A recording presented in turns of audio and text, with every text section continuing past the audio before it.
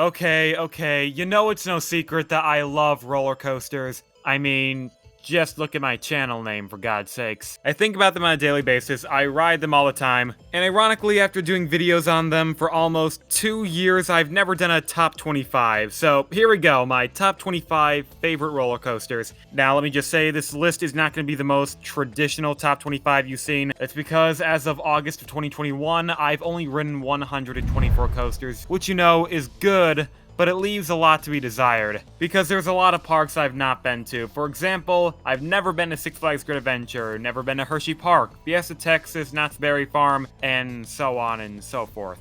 So if you're wondering why your favorite coaster didn't make the cut, it's probably because I didn't ride it. But anyway, I don't want to drag on this intro any further, so without further ado, here is my top 25.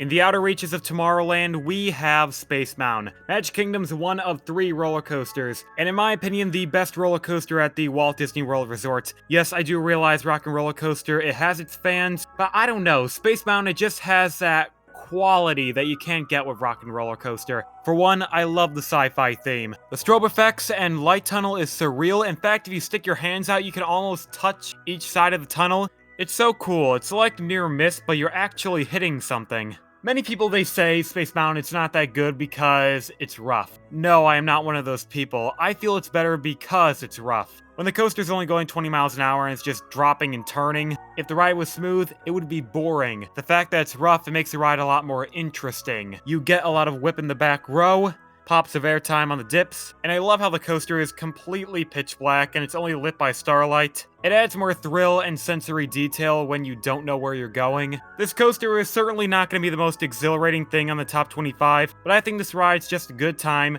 I have a lot of nostalgia for it, and I think Space Mountain's a good way to start off.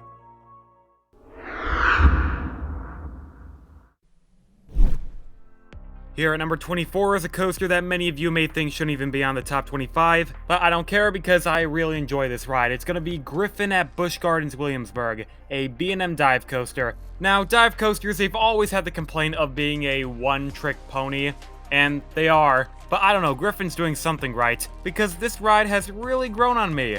The day I went, there was no line, so I went on over and over again, and it solidified its spot as my number 1 in the park. I love how it doesn't have those crappy vest restraints like you would see on Valraven. It has the classic over-the-shoulder ones so you can feel that sensation of free-falling. And besides the drop on the coaster, it does have a good airtime hill before you hit the water brakes. All in all, Griffon was good. Dive coasters are pretty much all the same, but this one definitely stood out to me.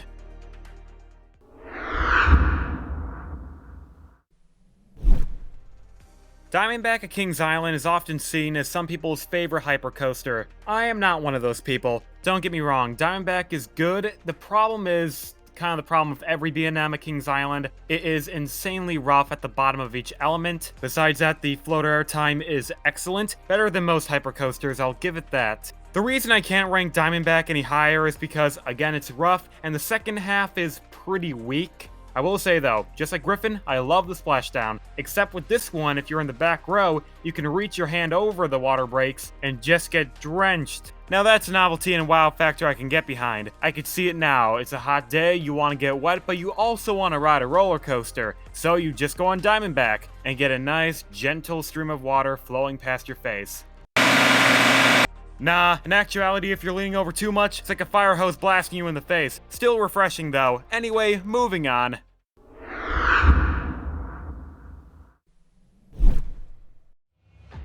If you went to Universal prior to 2019, then you know that Incredible Hulk used to be the best roller coaster there. It's not anymore because, come on. But before these, this used to be number 1. And hey, the first half of this ride is sweet. It's straight up intensity. You go through that launch tunnel into your first inversion, then into possibly one of the only good Cobra rolls you can find. After that, it's vertical loop, corkscrew, another vertical loop, and you're just whipping through the entire thing. My one issue with Incredible Hulk has to be the second half of the ride, because after the mid-course, it's kind of done. At that point, you're kind of just filling up ride time. You go through a corkscrew, turnaround, then a helix, why not? Then you finish off by hitting the brake run. Still, despite the few flaws Incredible Hulk has, I love the first half, it's exceptional, and you gotta love the onboard audio. I mean, who doesn't love onboard audio? It really sets the tone of the ride.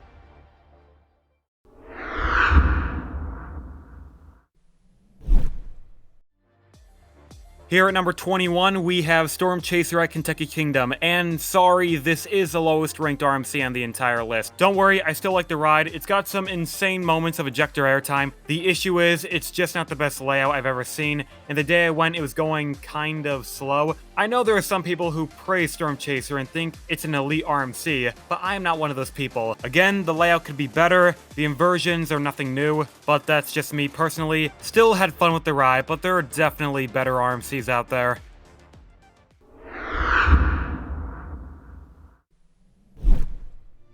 You know, it's only fitting that I put Raging Bull on this list because I've been riding this for nearly a decade now, and have secured over 200 rides on this. Now, I will admit, I did have a love-hate relationship with Raging Bull because I was on the same bandwagon that, oh, it's not a regular hypercoaster, it's a Twister Hyper, so it's not gonna have that much airtime, but no, I've really come around with Raging Bull. The drop has some insane ejector airtime. If you get enough room on that restraint, you're gonna get tossed out. One time I had so much room I was only being held in by my kneecaps. It was awesome. And if it wasn't for the airtime on the drop, you still have some strong moments of floater airtime, like the drop after the mid-course and the airtime hill after the mid-course. Then the rest of the ride, you're experiencing a lot of positive G-force, specifically on that figure 8 before you re-enter the brake run. Trust me, you'll feel all 5 Gs of that final turn. But to close, I have a lot of nostalgia for Raging Bull. I ride it every single time I go to Great America, and I will continue to ride and enjoy for many years to come.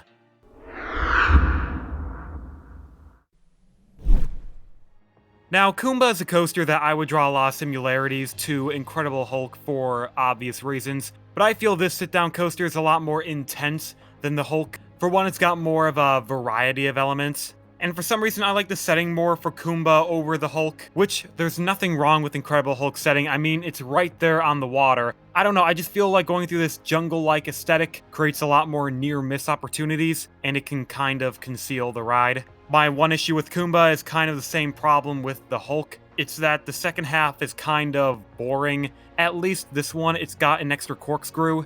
But besides that, this ride is always intense, and it feels a lot different from other B&Ms. I know it may not have the most original layout, but there's just something special about Kumba that I can't really describe.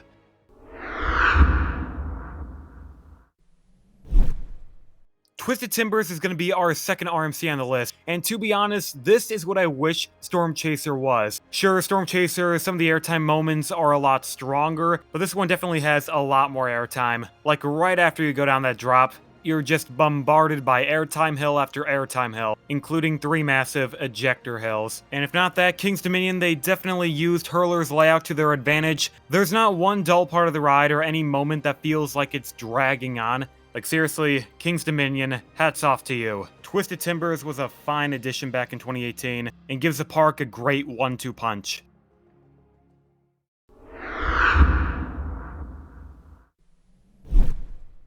In the year 2000, we got Millennium Force, the world's tallest full-circuit giga coaster, and possibly one of the most overrated and underrated roller coasters ever built. On the one hand, many people, they love Millennium Force. On the other hand, they think it's got a weak layout. I kind of fall between that demographic. It's because Millennium Force does have some good qualities with it, but on the other hand, I do understand why people may not like Millennium Force. However, for right now, let me just say what I do like about the coaster. So first off, the drop and turnaround. I gray out every time and my vision doesn't restore itself until the ride's outside the first tunnel. And you gotta love that view of Lake Erie. It's so scenic, and you can just see everything from up there. The lake, Cedar Point, Canada even. But how does the rest of the ride compare to this? Well, it's very filler. There's just a lot of turning and a few airtime hills sprinkled here and there. But still, I don't really care too much because remember, you're going at over 90 miles an hour. So just feeling that speed is enough motivation for me to go on again.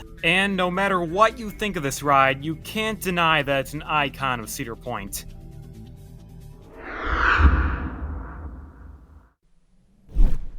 You know, Manta was my first experience with a flying coaster. I never went on my home flying coaster, Superman, because I was afraid I was gonna get sick, but I am so glad I rode Manta. Because when you're put up in that flying position, you're always freaking out, and you have no choice but to stare at the ground or the sky. Plus, that pretzel loop is really intense. That was the part of the ride that got me hooked. Then you're gracefully going around, hitting corkscrews and turns, and once again, the ride is a lot better because you're in that position of flight. I just wish America had more flying coasters because these things are awesome.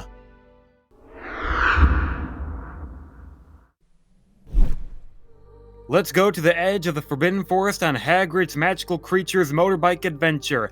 Boom! Got that stupid name in one take. Frick. But in all seriousness, Hagrid's has got to be the most themed coaster in the world, period. I don't know any other ride that can compare. Sure, it may just be a family coaster, but this thing's got a few things up its sleeve. For one, you got two noteworthy elements of a backwards section and a drop track. Two things that most coasters don't have, but this one contains both of them. And the entire time you're listening to Hagrid's as you zoom past the Forbidden Forest, seeing many animatronics of a three-headed dog, a Scroot is what I believe this is, and two unicorns, yeah. If this coaster didn't have a line, and trust me, it has a line all the time, I would marathon this thing in the front row, bike seat, over and over and over, and you get the idea.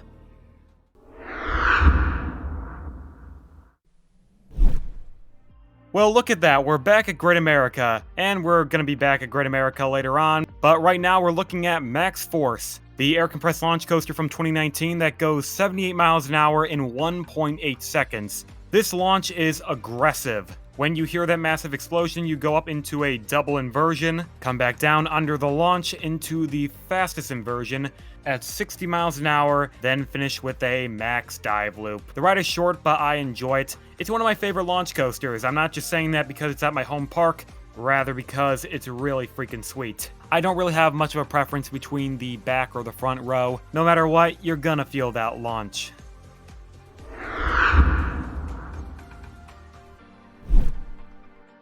Mako at SeaWorld Orlando has to be my favorite hypercoaster. Although B&M hypercoasters are pretty much all the same, this one, it does what it does the best. Strong, sustainable floater airtime, that B&M Speed Hill can bring in some great ejector, and the second half may be underwhelming, but I love that swoop across the water.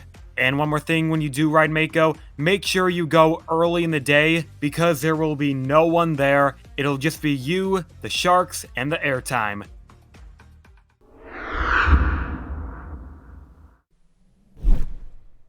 My love for B&M inverts has only grown over the last few years, and Montu is the holy grail of inverted coasters. I said this before, and I'll say it again, this ride has a buffet of elements. You got the vertical loop, followed by an Immelman, zero-G roll, a batwing, and then a corkscrew diving in and out of a trench. With Montu having a lot of snappy transitions and just being intense, it serves as my number 1 in the park, and my number 12 overall.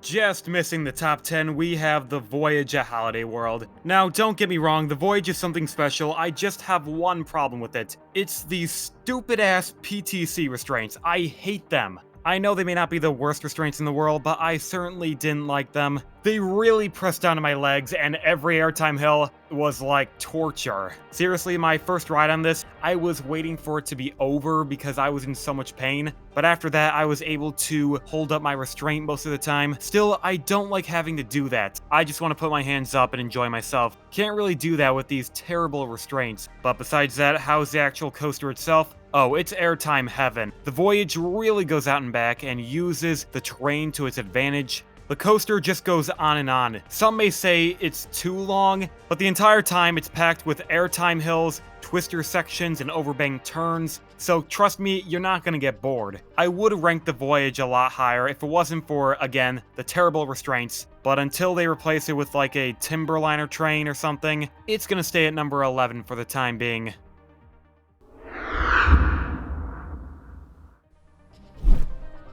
Okay, number 10 is a coaster that I'm pretty sure most of you think shouldn't be ahead of the Voyage, but I don't care. It's Goliath at Six Flags Great America. Yeah, another coaster from Great America. Shocker. When most people they think of their favorite RMCs, they typically never give Goliath any attention. but let me just say right now, don't sleep on Goliath. Sure, it may not be the longest coaster in the world, but it does showcase some of RMC's best elements. For one, the zero-G stall, where you get some insane hang time, the one and only dive loop on a wooden coaster, and the tallest and steepest drop on a wooden coaster. Plus, another attribute about Goliath that I enjoy is the sheer speed of the ride. Sure, you're only going 72 miles an hour, but you're hauling the entire time. There's not one moment where you're crawling. By the end, you're flying into the brake run. Sure, many modern RMCs today are getting a lot more crazy, but I still have a soft spot for the classics of yesteryear.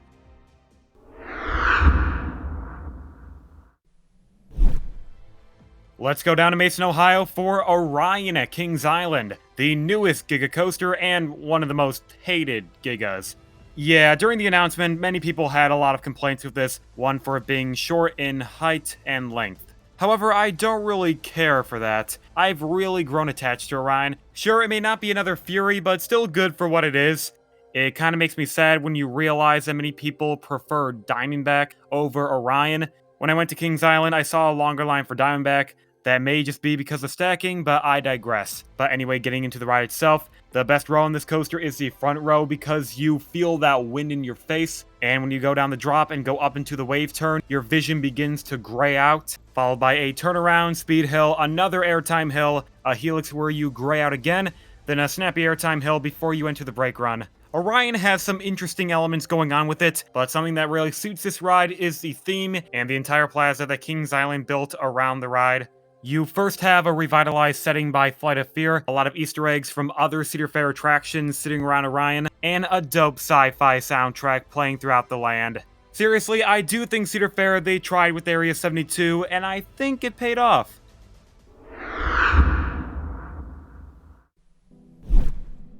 For number 8, we're still going to stay in Kings Island, and we're going to be looking at Mystic Timbers in Old Rivertown. Mystic Timbers is a 2017 GCI, and is seen as one of the best, if not the best, coaster from the company. Mystic Timbers has a lot more rapid-fire transitions, and during the ride you go out and back into the woods, and then you end off with, of course, the shed. Yeah, the shed. Remember that meme? Does anyone else feel they kind of stole the theme for Mystic Timbers from the Blair Witch Project? I know it never had any bats or snakes or a giant tree monster, but I don't know, the whole thing with cameras and mysterious things going on in the woods kind of feels like the Blair Witch to me. But despite how clunky and weird the theme is, it's my favorite coaster at the park and my favorite wooden coaster overall.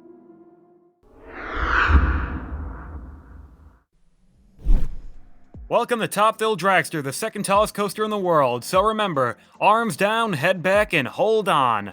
Arms down, arms down, arms down, arms down, arms down. Top Thrill Dragster at Cedar Point may not be the longest roller coaster in the world. In fact, the entire coaster is only 17 seconds long.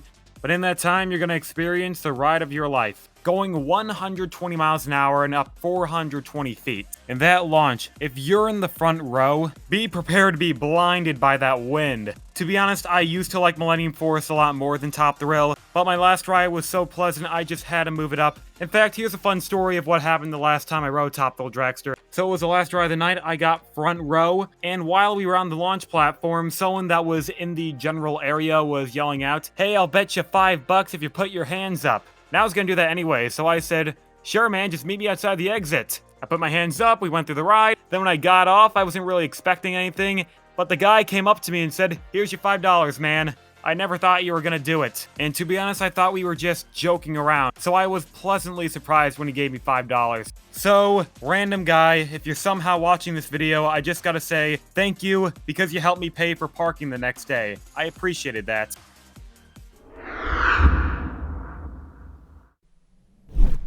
Now for number 6, I have to confess something. I know X2 is breathtaking and one of the most stupendous 4D coasters ever conceived, but the issue is I've only ridden this thing one time, and it wasn't even recently. I rode X2 back in 2014 when I was going into 5th grade, and at the time when I was just a small child, this ride was intimidating. I knew the seats flipped around, I knew it had a near 90-degree drop, but nothing could prepare me for what X2 was gonna do. You go up the lift hill facing backward, then before you even know it, you're facing straight down and flipping around. And the entire ride is changing orientation frequently.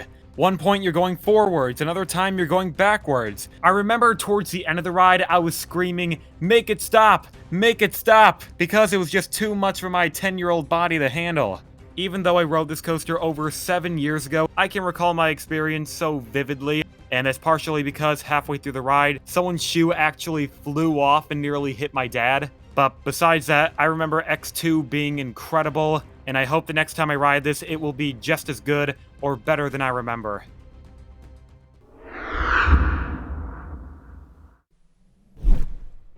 The Old West has never been this wild. When Maverick at Cedar Point debuted back in 2007. Now, I've already expressed in previous videos how I feel about Maverick. It's that I love it and I praise it every day. Rapid-fire transitions are some of the best things you can experience on a roller coaster, and Maverick just packs them all in, wham bam bam, one after another, with quick turns, stangle dives, some great ejector airtime, not to mention that tunnel that boosts you to 70 miles an hour in the dark. And it was my favorite Blitz coaster until something else took its place.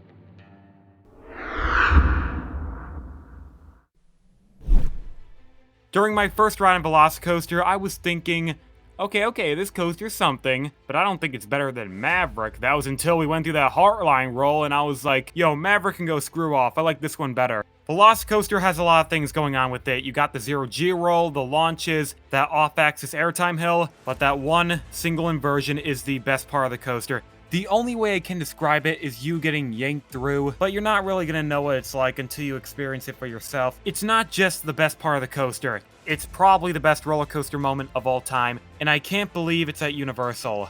Velocicoaster has truly earned its spot as my number 4.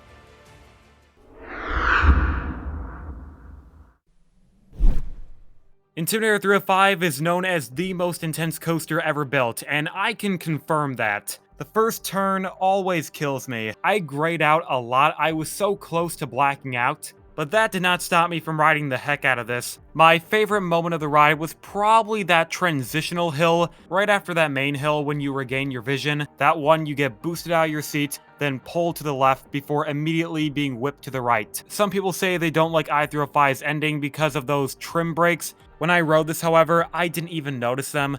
You're still going at a decent speed, and you end out with a bang. Intimidator 305 is my second favorite Giga Coaster, and I'm pretty sure you all know what's my favorite.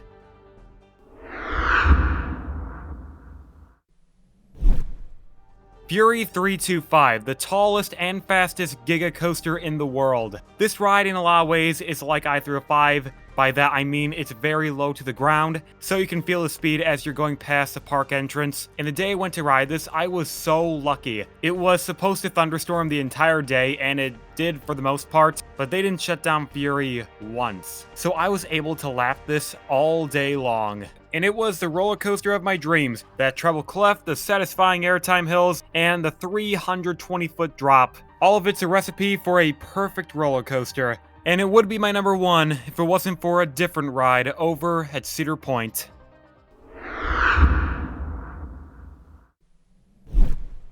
Alright, who was actually surprised that Steel Vengeance was going to be number 1? It's been at the top for almost everyone's roller coaster list for 3 years now. And for that reason, I'm not going to beat around the bush. I'm just going to say this coaster is awesome. The airtime is awesome. The Outer Bank turn is awesome. Everything about Steel Vengeance is awesome. I'm just going to drill that fact into your head. There's nothing more I could say about this ride that hasn't already been said before. So I'm just going to conclude and say that Steel Vengeance will not be topped anytime in the near future. But that's all I got for you guys. If you enjoyed the video, please like and subscribe. I'm not here to force you, but I would greatly appreciate it. And I'll see you all next week.